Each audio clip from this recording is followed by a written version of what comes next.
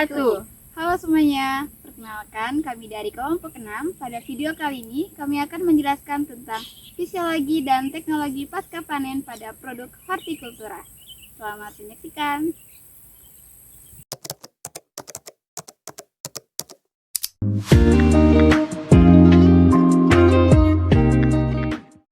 Halo guys, di sini saya Ananda Febriandini akan menjelaskan tentang fisiologi dan teknologi pasca panen pada padi. Padi adalah salah satu komoditas yang ada di Provinsi Kalimantan Barat, terletak di Kabupaten Sambas. Padi atau Oryza sativa L merupakan tanaman semusim penghasil beras yang menjadi sumber karbohidrat utama bagi lebih dari setengah penduduk Indonesia. Di Indonesia, padi merupakan kebutuhan primer dan tanaman pangan utama karena menjadi sumber energi dan karbohidrat bagi masyarakat. Padi dapat tumbuh di dataran rendah hingga dataran tinggi, di tanah berlempung barat atau tanah yang memiliki lapisan keras 30 cm di bawah permukaan tanah. Padi merupakan tanaman dengan tingkat budidaya yang tinggi di dunia, terutama pada benua Asia. Tanaman padi menjadi tanaman pangan pokok yang tidak bisa dipisahkan dari budaya masyarakat Indonesia. Proses pasca panen merupakan salah satu tahapan penting pada tanaman padi. Pemanenan yang tidak dilakukan dengan benar dapat meningkatkan terjadinya surplus atau kehilangan hasil saat panen. Tujuan dari kegiatan pasca panen ini yaitu mengurangi kerusakan, meningkatkan nilai jual, meningkatkan kualitas, mengawetkan gabah atau beras, serta menjamin ketersediaan pangan. Berikut akan dijelaskan tahapan proses penanganan pasca panen pada tanaman padi.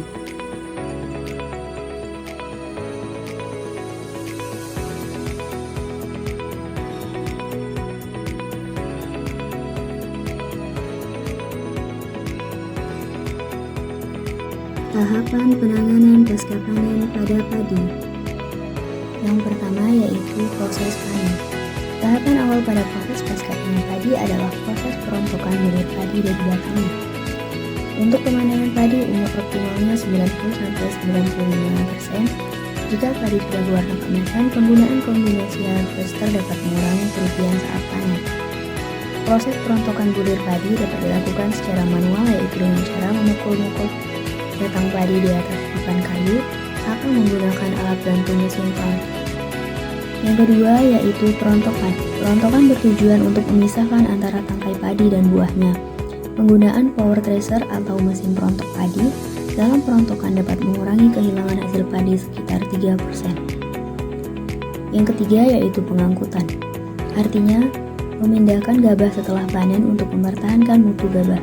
Tingkat kehilangan hasil dalam pengangkutan berkisar di antara 0,5 sampai 1,5%. Yang keempat yaitu pengeringan.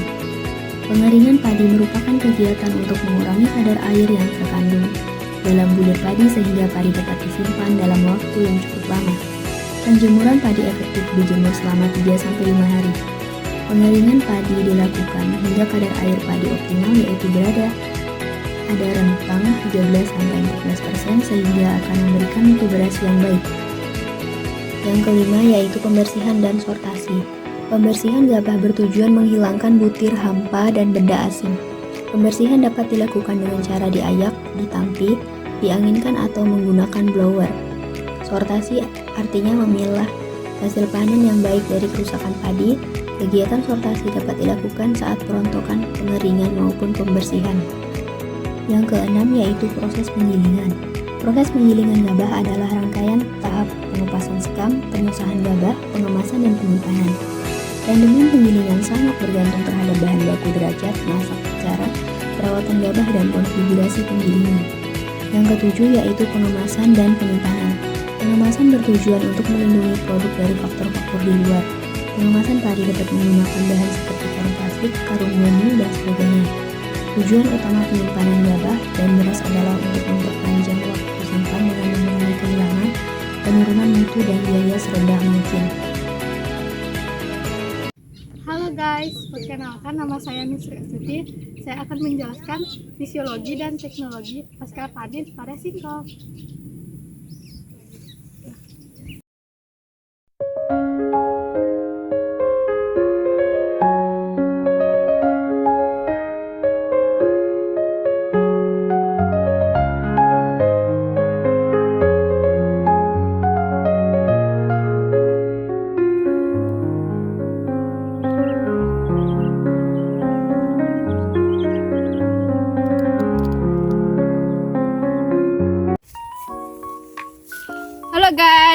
Perkenalkan, nama saya Eva, saya dari kelompok 6. Pada video kali ini, saya akan memperkenalkan fisiologi dan teknologi pasca panen pada jeruk.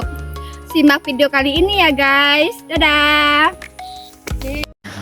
Jeruk adalah buah yang berasal dari berbagai spesies pohon dalam genus Citrus. Buah ini sangat populer karena rasanya yang sangat segar, kandungan nutrisinya yang tinggi, terutama vitamin C. Jeruk dapat dikonsumsi langsung, dibuat jus atau diolah menjadi berbagai produk makanan dan minuman. Pasca panen pada tanaman jeruk merupakan tahapan penting setelah buah jeruk dipanen untuk menjaga mutu, daya simpan, dan nilai ekonomisnya. Kegiatan pasca panen mencakup berbagai proses mulai dari pemanenan yang tepat hingga distribusi ke konsumen. Ada 8 tahap dan aspek penting dalam pemanenan jeruk. 1. Pemanenan. 2. Pengumpulan dan sterilisasi awal. 3. Pembersihan. 4. Grading. 5. Pengemasan. 6. Penyimpanan. 7. Pengangkutan dan distribusi. 8. Pengolahan. Itu dia ada 8 pasca panen pada jeruk.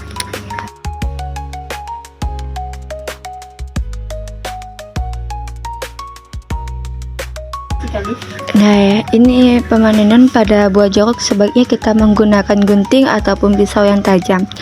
Potong tangkai buah jeruk dengan gunakan gunting ataupun pisau yang tajam dan bersih untuk menghindari kerusakan pada buah dan tanaman.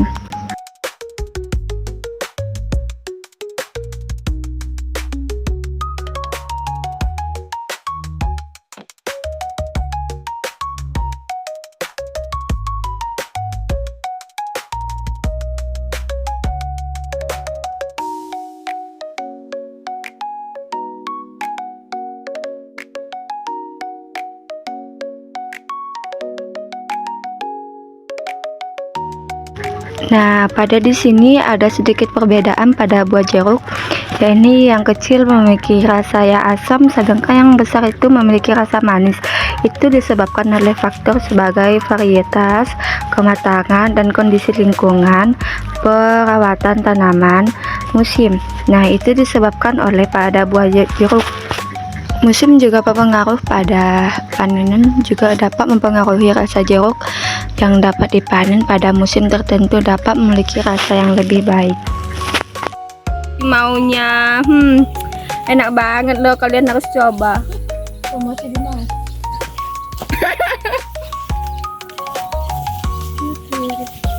Sini.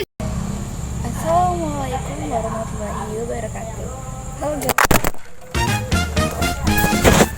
Contoh guys. Halo guys, perkenalkan nama saya Nur Fitriandani. Pada video kali ini saya akan menjelaskan tentang fisiologi dan teknologi pasca panen pada cabai. Selamat menyaksikan. Halo sobat, tahukah kamu apa yang membuat cabai tetap segar setelah dipanen? Mari kita simak fisiologi dan teknologi pasca panen pada cabai. Cabai merupakan komoditas klimaterik, artinya terjadi proses respirasi lanjutan setelah dipanen. Proses respirasi ini menghasilkan panas dan mempercepat pelunakan cabai. Selain itu, pengeluaran etilen juga mempercepat pematangan dan pembusukan cabai. Cabai merupakan komoditi yang memiliki nilai ekonomis tinggi, tetapi mudah sekali mengalami kerusakan daya simpan yang singkat dan cepat membusuk, sehingga penanganan pasca panen sangat berperan. Faktor-faktor yang menyebabkan kerusakan pada cabai. 1. Kerusakan karena hama penyakit, kerusakan mekanis yang terjadi selama pengangkutan, kerusakan fisik karena kelembapan yang tinggi, dan kerusakan fisiologi karena terjadinya proses kehidupan yang terus berlangsung setelah panen. Oleh karena itu, kegiatan pasca panen pada cabai sangat penting dilakukan untuk menjaga kualitas cabai dan memperpanjang umur simpan. Berdasarkan Jurnal Penanganan Cabai Rawit Pasca Panen di 4S GS Organik Kopang, penanganan panen dan pasca panen dibagi menjadi 7 tahapan. Pemanenan cabai dapat dilakukan saat berumur 75 sampai 85 hari setelah tanam, yang ditandai dengan buahnya yang padat dan warna merah menyala. Buah cabai siap dilakukan pemanenan. Petiklah cabai beserta tangkainya, karena cabai yang dipetik dengan tangkainya akan bertahan dengan lama dibanding buah tanpa tangkai. Pengumpulan hasil panen pada cabai dapat dilakukan di tempat yang teduh, cukup lembab, dan sirkulasi udara yang baik. Pembersihan dilakukan dengan tujuan untuk menghilangkan kotoran yang masih melekat pada cabai. Selanjutnya, sortasi pada cabai bertujuan untuk memisahkan cabai berkualitas baik dari yang rusak. Kedua, meningkatkan kualitas produk, mengurangi kerugian, mempermudah pengemasan dan penyimpanan.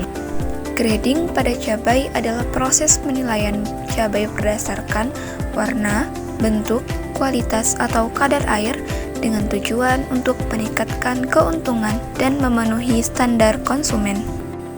Pengemasan pada cabai bertujuan untuk melindungi cabai dari kerusakan, menghambat pertumbuhan mikroorganisme, mempermudah penyimpanan dan transportasi, serta mempertahankan kesegaran. Jenis kemasan yang dapat digunakan, yang pertama plastik kemasan PP atau PE, kedua kotak atau wadah plastik, yang ketiga kemasan vakum, yang keempat penggunaan bubble wrap dan styrofoam seperti pada gambar.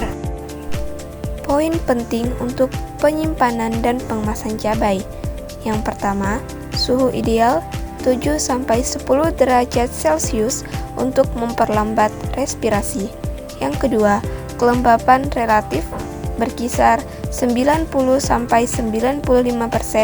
untuk menghindari kehilangan air. Yang ketiga, kemasan berpori untuk menjaga sirkulasi udara.